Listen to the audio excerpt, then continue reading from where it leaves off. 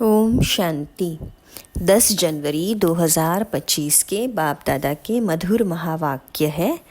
मीठे बच्चे, बाबा तुम्हें ज्ञान योग की खुराक खिलाकर जबरदस्त खातिरी करते हैं, तो सदैव खुश मौज में रहो और श्रीमत अनुसार सबकी खातिरी करते चलो।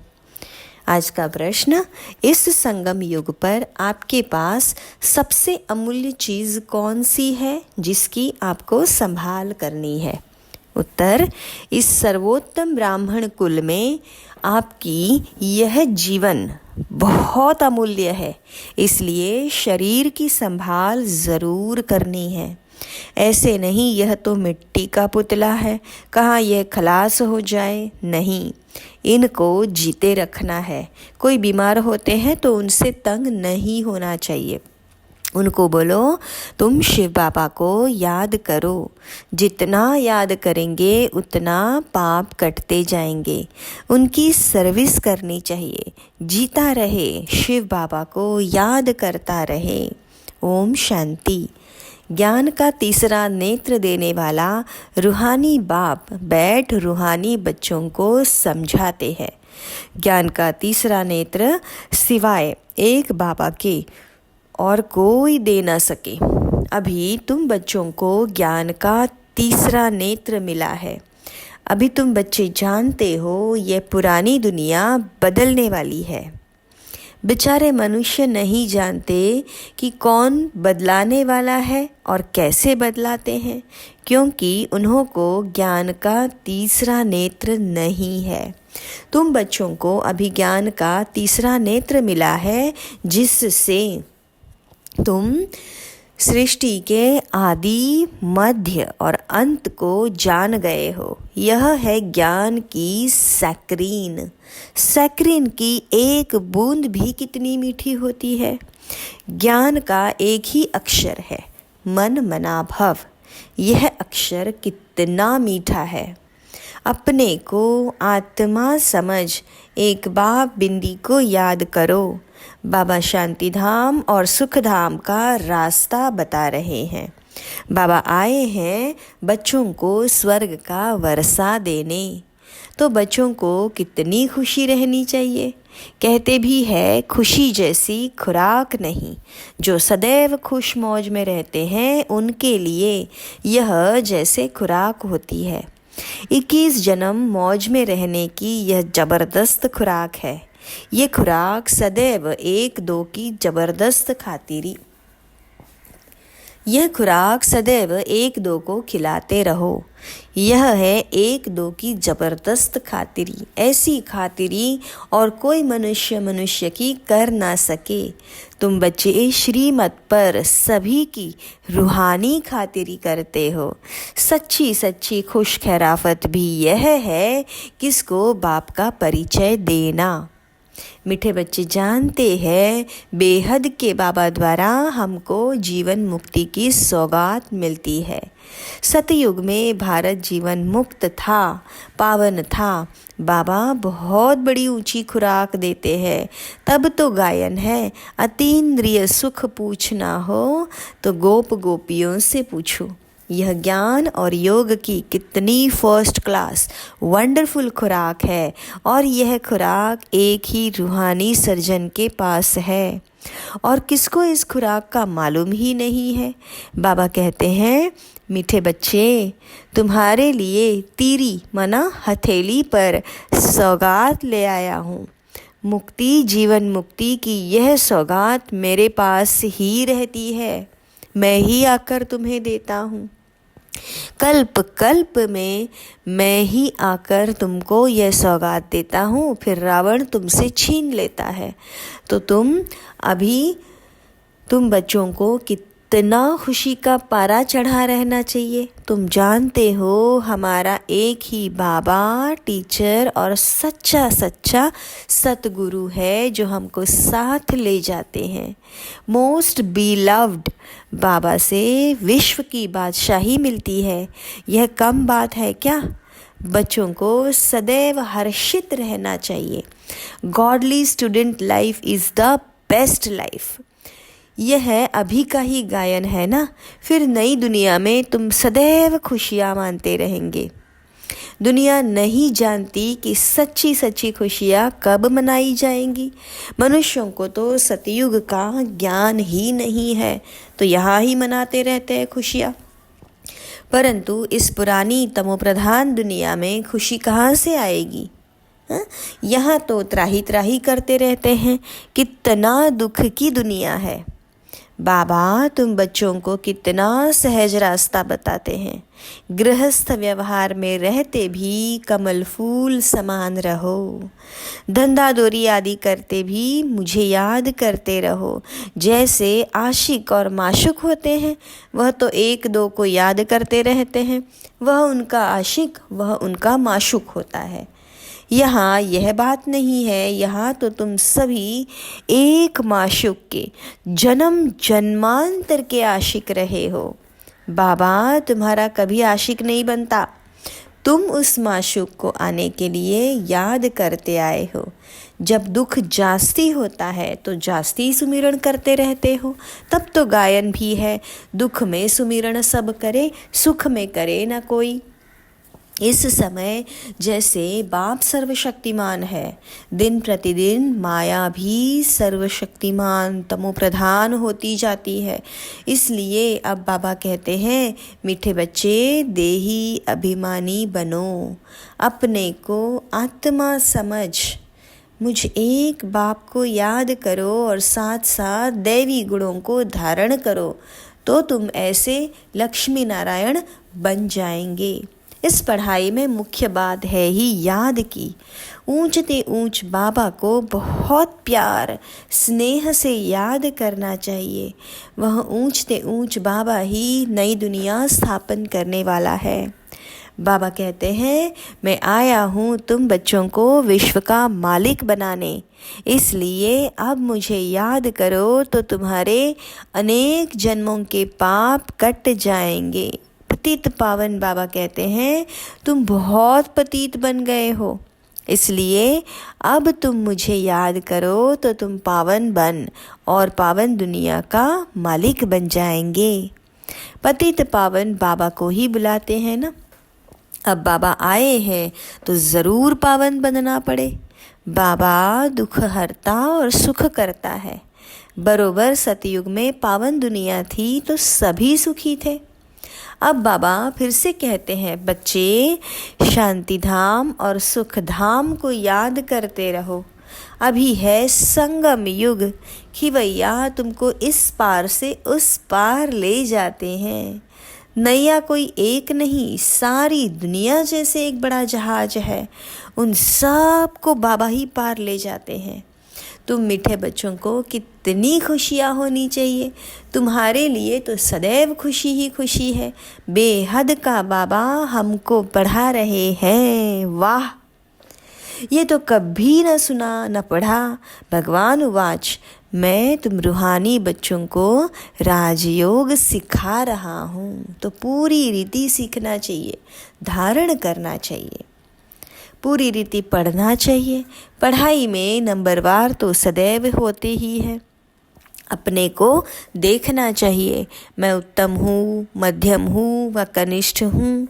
बाबा कहते हैं, अपने को देखो, मैं ऊंच पद पाने के लायक हूँ, रूहानी सर्विस करता हूँ। क्योंकि बाबा कहते हैं, बच्चे सर्विसेबल बनो, फॉलो करो।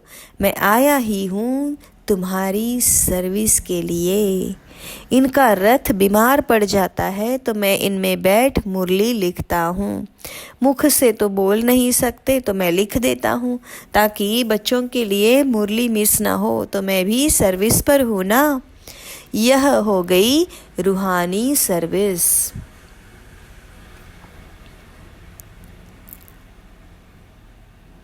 तो तुम बच्चे भी बाबा की सर्विस में लग जाओ, ऑन गॉड फादरली सर्विस।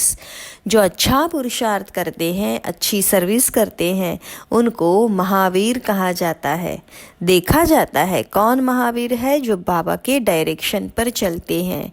बाबा का फरमान है, अपने को बिंदी आत्मा समझ, बिंदी बिंदी भाई भाई देखो।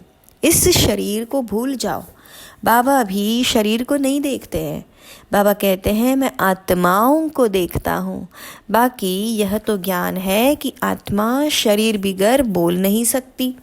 मैं भी इस शरीर में आया हूँ, लोन लिया हुआ है।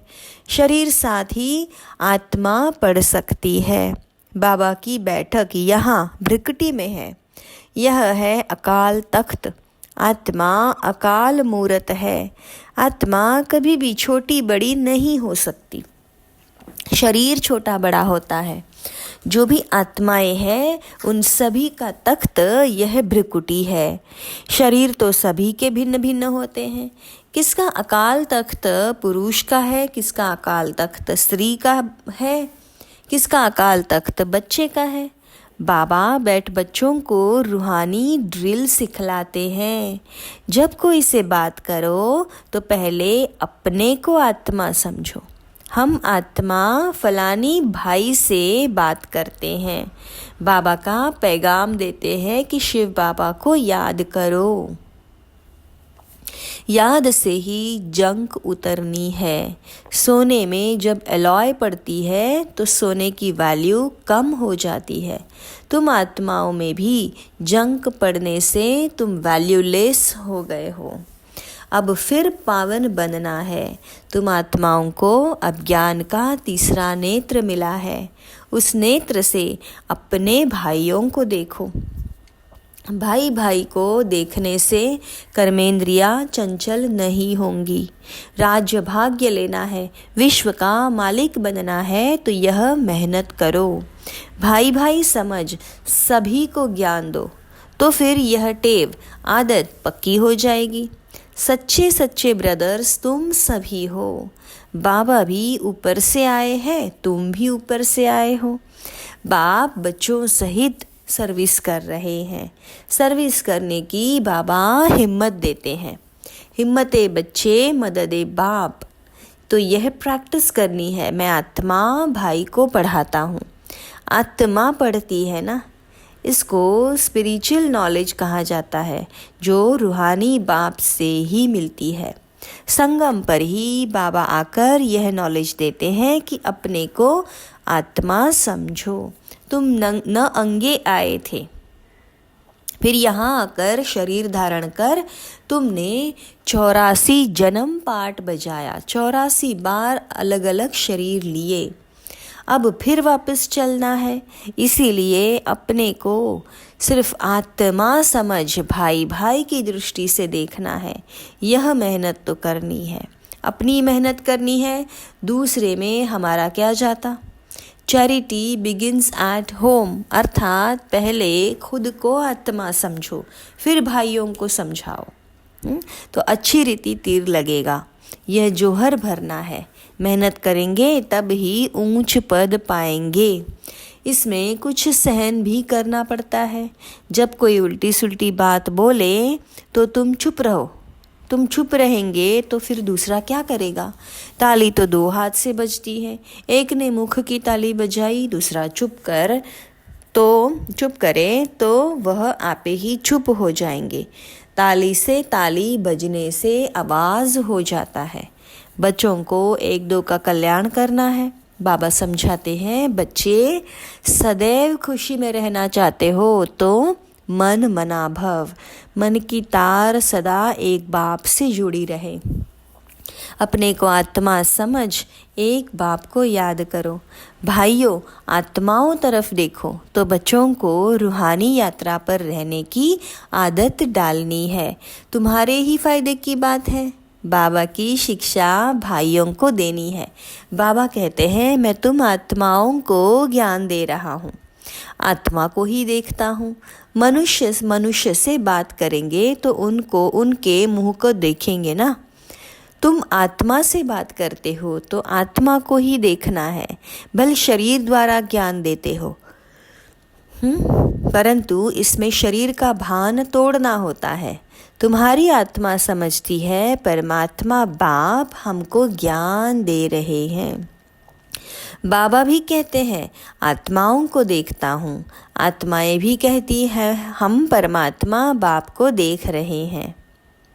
इसको कहा जाता है स्पिरिचुअल ज्ञान की लेन देन, आत्मा की आत्मा के साथ। आत्मा में ही ज्ञान है, आत्मा को ही ज्ञान देना है। यह जैसे जौहर है, तुम्हारे ज्ञान में यह जौहर भर जाएगा तो किसको भी समझाने से झट तीर लग जाएगा। बाप कहते हैं प्रैक्टिस करके देखो, तीर लगता है ना। ये नई टेव डालनी है तो फिर शरीर का भान निकल जाएगा। माया के तूफान कम आएंगे, पूरे संकल्प नहीं आएंगे, क्रिमिनल आई भी नहीं रहेगी। हम आत्मा ने 84 का चक्र लगाया, अब नाटक पूरा होता है। अब बाबा की याद में रहना है।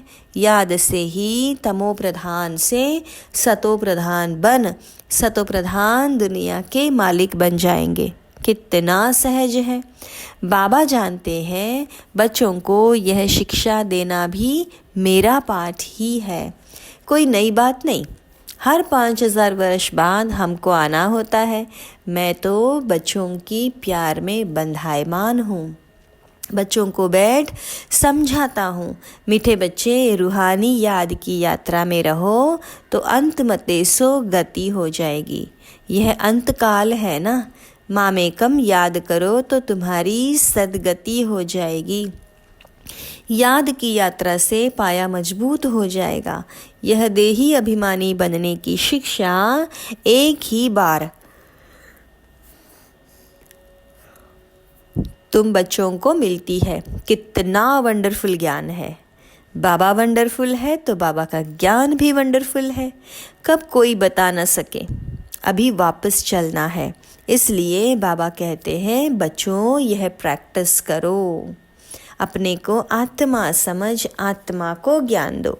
तीसरे नेत्र से भाई भाई को देखना है, यही बड़ी मेहनत है। यह है तुम ब्राह्मणों का सर्वोत्तम ऊंचते ऊंच कुल। इस समय तुम्हारा जीवन बहुत अमूल्य है, इसलिए इस शरीर की भी संभाल करनी है। तमो प्रधान होने कारण शरीर की आयु भी कम होती गई है। अब तुम जितना योग में रहेंगे उतना तुम्हारी आयु बढ़ेगी। तुम्हारी आयु बढ़ते बढ़ते 150 वर्ष हो जाएगी सतयुग में। इसलिए शरीर की भी संभाल करनी है। ऐसे नहीं यह तो मिट्टी का पुतला है, कहाँ ये खलास हो जाए, नहीं, इनको जीते रखना है। यह अमूल्य जीवन है ना। कोई बीमार होते हैं तो उनसे तंग नहीं होना चाहिए। उनको भी बोलो शिव बाबा को याद करते रहो। जितना याद करेंगे उतना उनके पाप कटते जाएंगे। उनकी सर्विस करनी चाहिए। जीता रहे, शिव बाबा को याद करता रहे। ये समझ तो रहती है ना, हम बाबा को याद करते हैं, आत्मा याद करती है बाप से वर्षा पाने के लिए। अच्छा, मीठे मीठे सिक्के लधे बच्चों प्रति नंबरवार पुरुषार्थ अनुसार माता पिता बाप दादा का याद प्यार और गुड मॉर्निंग। रूहानी बाप की रूहानी बच्चों को नमस्ते। हम रूहानी बच्चों की रूहानी बाप दादा को याद प्यार गुड मॉर्निंग और नमस्ते। शुक्रिया बाबा। धारणा के लिए मुख्य सार, अपने को देखो, मैं पुरुषार्थ में उत्तम हूँ, मध्यम हूँ या कनिष्ठ हूँ। मैं ऊंच पद पाने के लायक हूँ। मैं रूहानी सर्विस करता हूँ। तीसरे नेत्र से आत्मा भाई को देखो, भाई भाई समझ, सभी को ज्ञान दो। आत्मिक स्थिति में रहने की आदत डालो तो कर्मेंद्रिया चंचल नहीं होगी।